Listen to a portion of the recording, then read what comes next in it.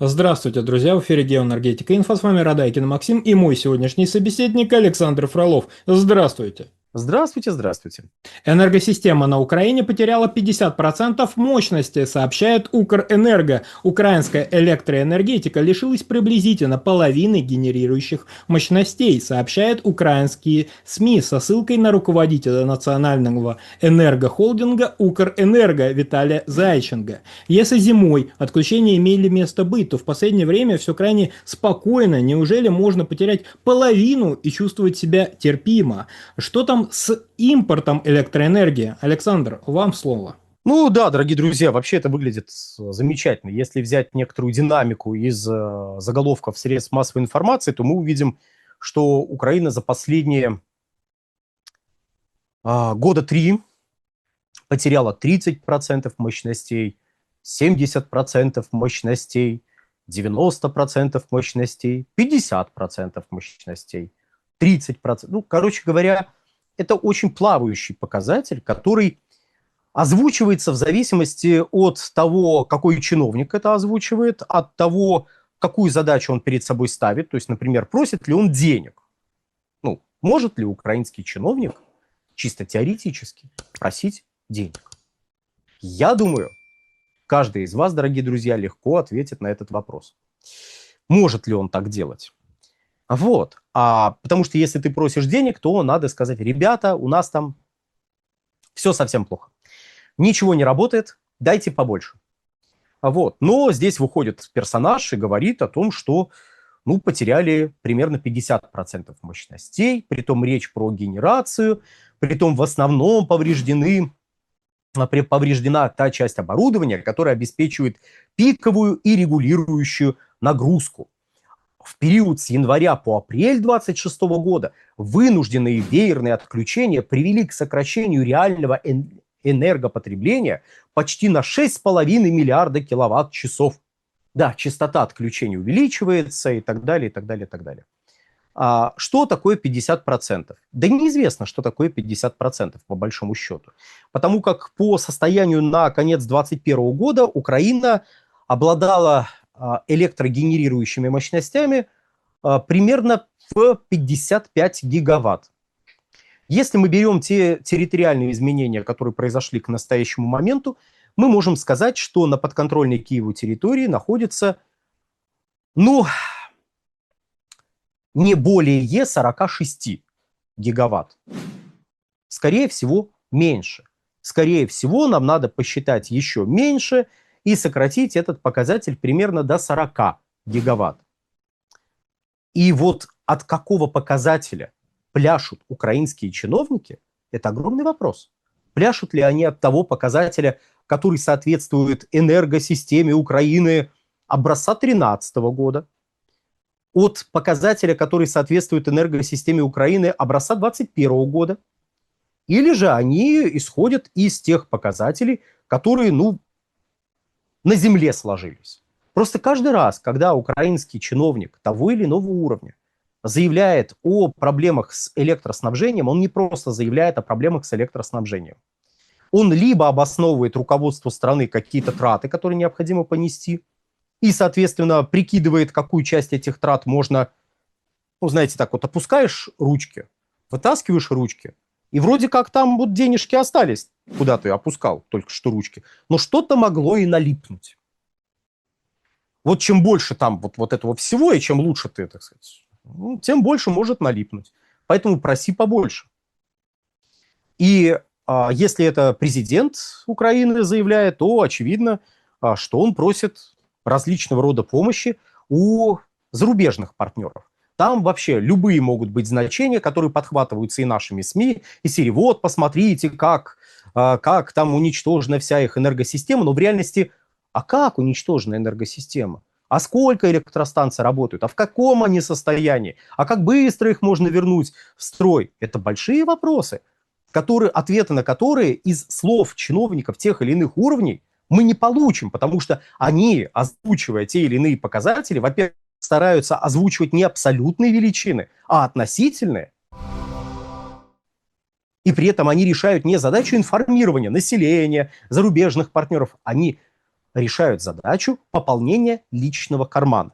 Да, разумеется, где-то между личным карманом и озвучиваемой информацией есть еще такая неприятная штука, как выделение помощи, направление помощи. И вот, но в момент, когда она выделяется, направляется, вот тут-то часть ее и перекочевывает туда, куда она должна перекочевать. И это далеко не восстановление энергосистемы. Довольно очевидно, что показатель в 6,5 миллиарда киловатт-часов – это непростой показатель. И вот за него тут стоит зацепиться. Я в издании, которое этот материал подготовило, ну, вот, который мы сейчас, по сути, обсуждаем, увидел пояснение, что такое 6,5 миллиардов киловатт-часов. Ну, как бы так помягче выразиться, интересное там было пояснение. Давайте я по-другому расскажу, что это такое. Сколько Украина потребляла, ну, скажем, в 2020-2021 году? Она потребляла порядка 150-155 миллиардов киловатт-часов. Для понимания масштаба. Московский регион потребляет, ну, то есть Москва и Подмосковье, порядка 125 миллиардов киловатт-часов. Украина образца 2021 года 155, верхнюю границу возьмем. Московский регион 125. Вся Российская Федерация больше 1100, даже почти 1200 миллиардов киловатт-часов. Ну, опять же, для понимания масштабов. И в масштабах Российской Федерации 6,5 миллиардов киловатт-часов – это не очень большая величина. А вот для Украины образца 2026 года эта величина более чем значимая. Это означает, что происходит дальнейшее падение спроса. Тайна раскрыта. Тюменская техника Case Guru производится в Китае, где сосредоточено 90% производства мировой электроники. Почему тогда на коробках техники Case Guru написано «создано в Тюмени»? В Тюмени инженеры продумывают характеристики и тестируют устройства. В Китае масштабируют производство. Глава компании Case Guru Вадим Боков, прозванный тюменским Илоном Маском, лично контролирует разработку. Вадим выпустил инновационные устройства для уборки по старинке, без химии, но по стандартам медицинской чистоты. Раньше после уборки полов болела спина, сейчас можно убраться без боли. С новинкой Case Guru беспроводным пылесосом TurboSeal. Рекордное соотношение длительности работы и мощности. TurboSeal очищает мебель на глубину до 10 сантиметров. Наши мамы и бабушки мыли полы вручную. Сегодня это делает робот-пылесос со станцией самоочистки. Case Guru Самочист. Тюменский самочист проводит сухую и влажную уборку, сам очищается на станции и заправляется водой. Через встроенную камеру самочиста можно наблюдать за домом из любой точки города. Раньше мыли окна, подвергались опасности. Сейчас это делает робот-мойщик Case Guru Чистобот. Case Guru Чистобот отмывает 20 видов поверхностей, горизонтальных и вертикальных. Смотрите инновационные устройства Case Guru для уборки. Переходите по ссылке в описании или по QR-коду на экране. Забирайте промокод INFO2607 на скидку до 1000 рублей. И вот эти 6,5 за 4 месяца, то есть там с января по апрель, 6,5 миллиардов киловатт-часов за 4,5 месяца, это очень большая величина, учитывая, что по очень грубым прикидкам, но сейчас Украина, вот образца 26 года, в целом потребляет, примерно как московский регион. То есть это уже не 155, даже не 150, это вот скорее 120-125 миллиардов киловатт-часов. И вот отталкиваясь от этого, потерять за 4 месяца 6,5, это за год, кстати, а тут за 4 месяца вы теряете 6,5 миллиардов киловатт-часов. Ого! То есть вы теряете фактически более чем 1,5 миллиарда киловатт-часов в месяц. 1,5 миллиарда киловатт-часов, кстати, откуда взялись? Они взялись действительно из-за того, что часть мощностей не функционировали, они просто были в нерабочем состоянии, переведены в нерабочее состояние. Где-то были более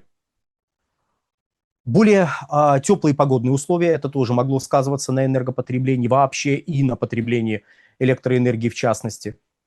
Но заметьте, Укрэнерго говорит, это потому, что вот были повреждения. А вы погодный фактор вообще не учитываете? Они вообще не учитывают, потому что если ты начинаешь учитывать погодный фактор, ты вроде как начинаешь более серьезно, более ответственно подходить к оценке произошедшего, и тут неожиданно окажется, что 6,5 миллиардов киловатт-часов, вот эти, ну, давайте, 1,5 миллиарда в месяц. Я округлю вот в сторону понижения. 1,5 миллиарда киловатт-часов в месяц. Это, в общем-то, не так много, как могло бы быть, если бы действительно 70% мощностей в какой-то момент не работало. Да даже 50% не работает. Ну, погодите, а сокращение почему такое скромное? Но если 50% не работает, то, наверное, какое-то более значимое должно быть сокращение. Вот давайте, еще раз. 120 миллиардов киловатт-часов. Делим на 12. Да, это средний показатель, он не отражает объемов потребления электрической энергии в каждом отдельно взятом месяце, потому что есть пиковые месяцы, есть месяцы умеренные, где там провал идет, ну, в среднем. Получается, что Украине нужно где-то 10 миллиардов киловатт-часов в месяц. Не так ли?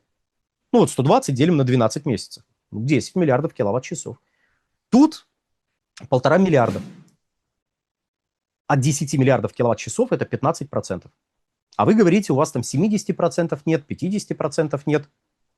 А получается, что, ну, разница, ну, хорошо, не 15, там, если не округлять, получится где-то, ну, 17% потерь в плане потребления.